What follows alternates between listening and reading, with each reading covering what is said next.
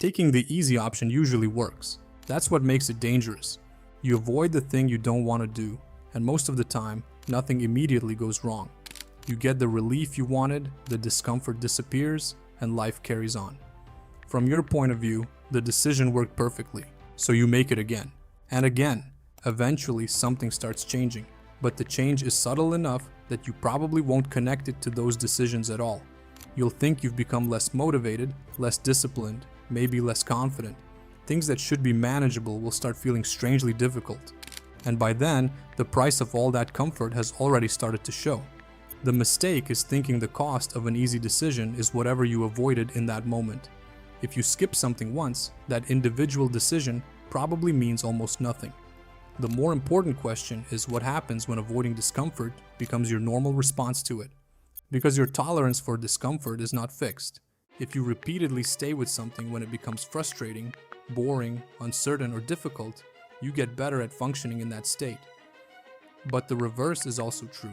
If your first response is always to remove the discomfort, you become increasingly dependent on its absence, and that creates a strange effect. The easier you try to make everything, the harder ordinary things can begin to feel. Not because those things actually became more difficult, but because your threshold for what feels difficult changed. You begin needing motivation before you work. You need to feel confident before you take a risk. You need to be in the right mood before you do what you already decided needed to be done. At first, this just looks like procrastination, but I think something more important is happening underneath it. You're teaching yourself that discomfort is a reason to stop, and once your mind learns that lesson, it doesn't keep it neatly contained to one area of your life. The pattern starts showing up anywhere the reward isn't immediate. This is where the price gets more serious because eventually, you lose something much harder to replace than a few productive hours. You lose trust in yourself. Think about what it actually means to make a promise to yourself.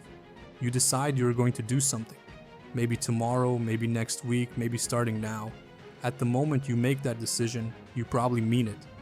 But then the moment to act arrives, and suddenly the decision is negotiable. You don't even need a particularly good excuse. You just need something that makes quitting feel reasonable enough. So you make a new promise. And if that happens enough times, eventually your own promises stop carrying much weight. You can still tell yourself that tomorrow will be different. You can still make plans, set goals, watch another video, write another routine. But somewhere in the back of your mind, there's now a record of what normally happens when things stop being convenient. And you know that record better than anyone. This is why I think confidence is often misunderstood. People treat confidence like a feeling you need to somehow create before you can act. Believe in yourself. Think positively. Stop doubting yourself. But confidence without evidence is fragile. If you have repeatedly watched yourself do what you said you would do, you have a reason to trust yourself when something difficult appears. If you have repeatedly watched yourself back out, you have evidence too. No amount of positive thinking completely erases that. You know whether your word means something when nobody else is there to hold you accountable. And this is where all those harmless, easy decisions start connecting to something much bigger. The real cost isn't that you missed one opportunity or wasted one afternoon, it's that you slowly become someone who cannot depend on himself when circumstances are uncomfortable. That affects everything, because almost anything worth building eventually becomes inconvenient. There will be periods where progress is boring. There will be uncertainty. There will be days where the reward feels too far away to care about.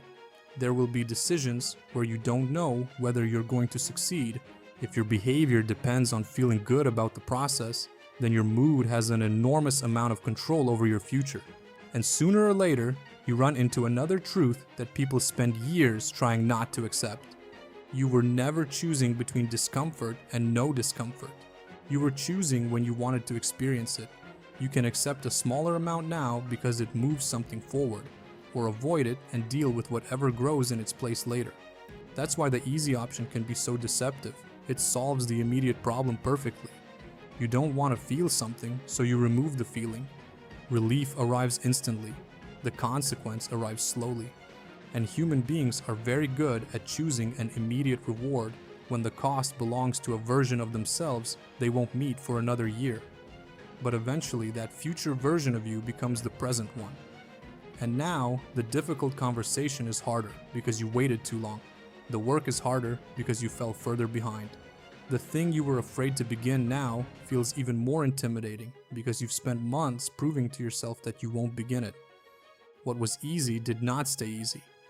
You borrowed comfort from the future and eventually the debt came due. But there is a trap here because once you understand this, it's very easy to take the argument too far. You start thinking difficulty itself must be valuable. It isn't. Making your life unnecessarily painful does not make you disciplined. Choosing an inefficient method because it's harder does not make you stronger. Exhausting yourself when you genuinely need recovery is not some proof of character. The point is not to always choose the hardest option. The point is to notice when the only reason you're choosing the easier one is because you don't want to experience discomfort. Those are very different things. Sometimes quitting is intelligent, sometimes resting is intelligent, sometimes making something easier is exactly what you should do. But there are also moments where you already know what matters. You already know what you decided, and the only new information is that you suddenly don't feel like doing it. That is the moment that matters. Because if every decision gets reopened the second your emotions disagree with it, then you never really made a decision in the first place. You made a suggestion. This is why discipline is less about forcing yourself to suffer and more about deciding which feelings are allowed to change your behavior. Being injured is information. Realizing something is pointless is information. Discovering that your plan doesn't work is information. I don't feel like it usually isn't. And once you stop treating every uncomfortable feeling as new evidence that you should change course, something starts to happen. You become more reliable to yourself. Not because you suddenly feel motivated all the time. The entire point is that you stop requiring motivation for decisions you already made. And every time you do that, you give yourself a piece of evidence. You said you would do it, and you did. That sounds almost too simple to matter, but self-trust is built from exactly that kind of evidence. Nobody can give it to you. And once you have enough of it, difficult situations begin to feel different. You still feel uncertainty, you still get tired, you still want the easier option. But those feelings stop having the final vote. That, to me, is a much more useful version of masculinity than trying to appear tough all the time. A capable man does not need to seek suffering just to prove he can endure it. He needs to be able to remain useful when circumstances stop being comfortable. He can do what needs to be done without first demanding that the experience become pleasant. And that ability gives you something comfort never can. Options. The more discomfort you are capable of tolerating, the more choices remain available to you. You can pursue something even when success isn't guaranteed. You can say what needs to be said even when the conversation might go badly. You can stay consistent through the part of a goal where nothing exciting is happening yet. But if comfort becomes a requirement, your world starts shrinking around it. You don't necessarily notice this happening. You just keep removing the options that feel too uncomfortable until eventually you're living inside a much smaller set of possibilities. And perhaps that is the real price. Not suffering, not lost productivity, not even regret. It's becoming less capable than you could have been, while telling yourself the entire time that you were simply making life easier. So there's no need to wake up tomorrow and deliberately make every part of your life more difficult. Just pay attention to the place where you keep negotiating with something you already know matters. You probably thought of it before I even finished that sentence. That is where the easy option is actually costing you. And the next time you're tempted to take it, don't only ask what you get from that decision right now. Ask what you're training yourself to do the next time things become uncomfortable. Because the easy option is rarely free, you just don't get the bill today.